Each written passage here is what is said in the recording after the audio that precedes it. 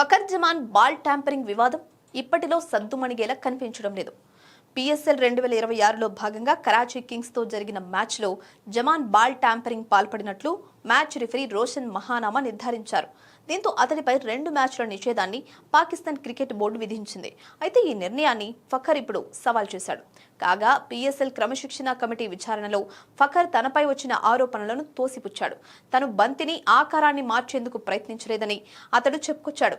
కాగా ఈ విచారణలో Lahore Qalandars captain Shaheen Shah Afridi, team director Nameen Rana కూడా ఫకర్ కు మద్దతుగా నిలిచారు.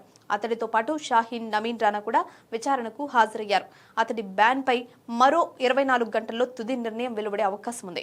ఒకవేళ ఫకర్ జమాన్ అప్పీల్ తిరస్కరిస్తే ఏప్రిల్ 3న ముల్తాన్ సుల్తాన్స్ తో గడ్డాఫీ స్టేడియంలో, ఏప్రిల్ 9న కరాచీలో జరిగే మ్యాచ్లకు జమాన్ దూరం కానున్నాడు. అయితే లాహోర్లోని గడ్డాఫీ స్టేడియంలో ఈ నెల 29న కరాచీ కింగ్స్, లాహోర్ ఖలందర్స్ జట్టు తలపడ్డాయి. అయితే ఆఖరి ఓవర్లో కరాచీ విజయానికి 14 పరుగులు అవసరమయ్యాయి. ఆ సమయంలో హరీస్ రౌఫ్ కు బంతిని ఇచ్చే ముందు ఫకర్ బంతిని చేతి గోర్లతో రుద్దుతూ కనిపించాడు. అయితే అది గమనించిన అంపైర్ వెంటనే బంతిని మార్చేయడం కాకుండా లాహోర్ కు 5 పరుగుల పెనాల్టీ విధించారు.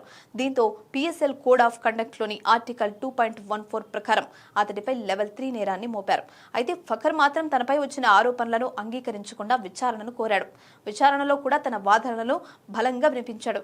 అయినప్పటికీ పిఎస్ఎల్ విచారణ కమిటీ అతడిపై 2 మ్యాచ్ బ్యాన్ విధించింది. ఇప్పుడు జమాన్ అప్పీల్ చేయడంతో ఈ వివాదం కొత్త మలుపు తిరిగింది.